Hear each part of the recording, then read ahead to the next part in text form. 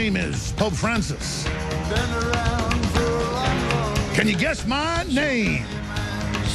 Pope Francis has declared himself the false prophet of abomination, desolation.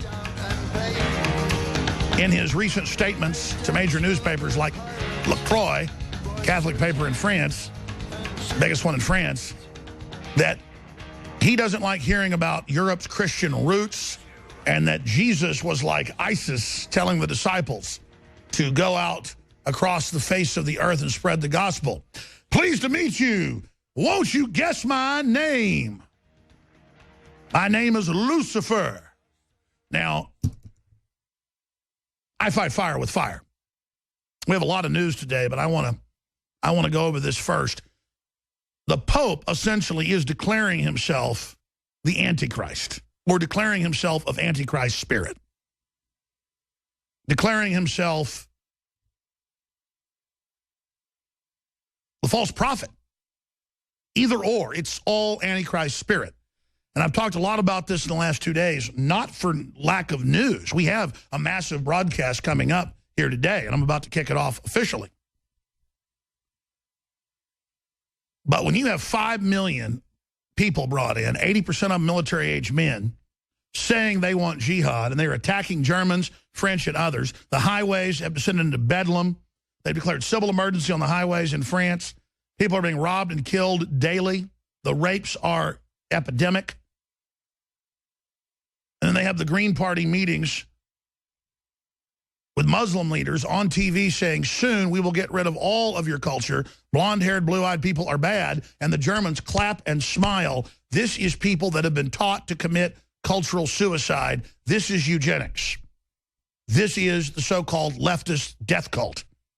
And then after I play this clip that we're going to get to here in a moment, Paul Watson's report, I'm going to play that clip again from Paul Watson's earlier report and lie down to Pope Francis while he pushes socialism and communism and lives behind the shortest walls are 30-something feet. Some of them are 200 feet tall, the inner walls. They have outer and inner. But he says your borders have to be wide open. What a monster. And they're all coming out openly to break our will. This guy is doing nothing more but completing the takeover that the pedophile guild that hijacked the Catholic Church began. And remember, it was in the news years ago when the last pope stepped down and had to go to Gandalf Castle by helicopter. Now 2 popes for the first time ever.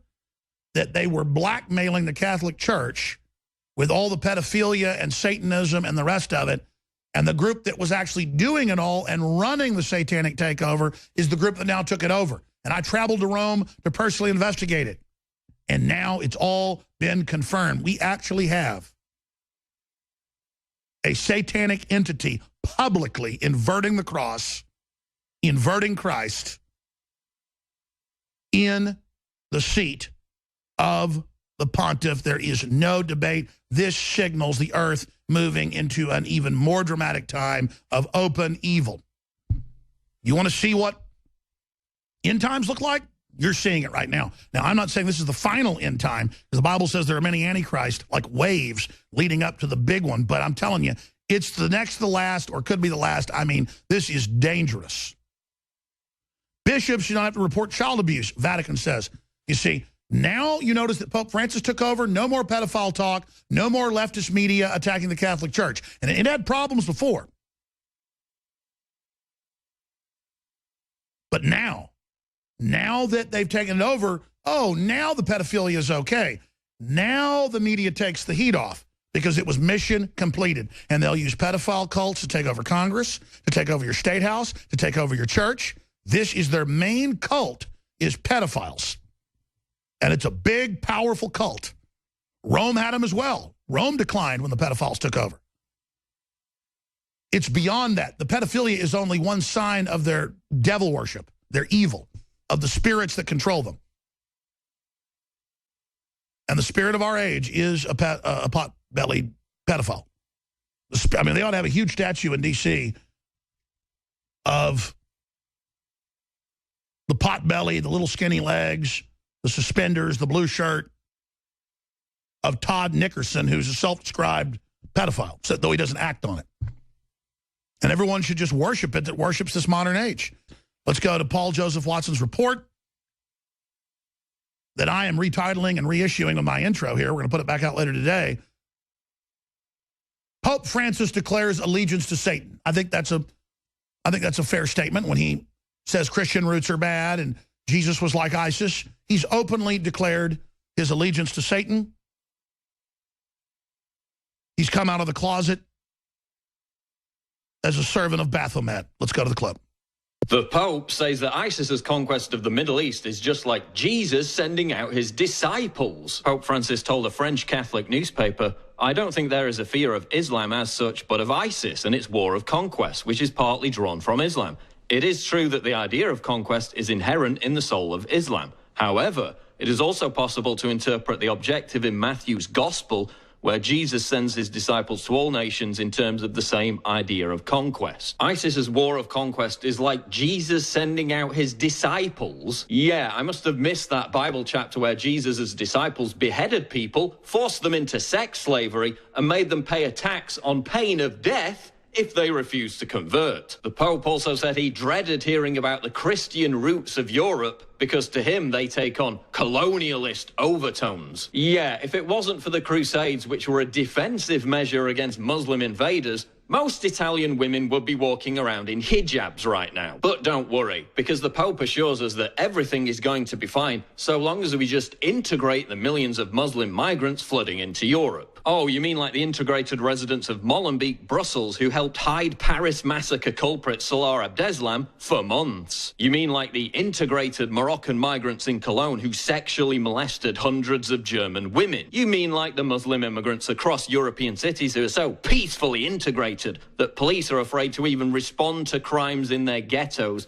because they'll get attacked? Yeah, how's that integration working out for you? According to the Pope, this integration also includes Muslims interbreeding with Europeans to fix our declining birth rate. Yes, he actually said that. Muslims pouring into the West to breed with Europeans. Now, where have I heard that before? We will give them fertility. We will breed children with them. Listen to this guy's accent. Because we shall conquer their countries. Oh, that's right. Radical Islamist preachers who openly advocate interbreeding as a way to conquer Europe. And all this before we even get to the fact that while the Pope lectures Europeans about allowing in millions of Muslim migrants, he lives in Vatican City surrounded by 39-foot walls that were originally built to keep out Muslim invaders. I mean, why doesn't the Pope just start reciting the Shahada and chanting Allah Akbar at this point? Listen up, Popey. Why don't you stop wasting your time washing Muslim migrants' feet, saying how awfully racist Christianity in Europe are, and actually represent your congregation? Why don't you stop lecturing us all about how evil capitalism is? How's that South American socialism working out for you? Not too good, eh? Why don't you actually do something to address the pedophiles that still infest the Catholic Church? Why don't you actually behave like a Christian by defending Christianity instead of constantly undermining it? And the report goes on. The reason he's doing this is because he's there to hijack Christianity and lead it straight into bondage. He's calling for world government, world taxes, a global cashless society. And notice every other institution is making its move and uncloaking as agents of evil right now because this great battle is now about to be joined. Oh, he wants more immigrants to come to the city of Rome, but none within the gated city walls of the Vatican itself. Incredible hypocrisy.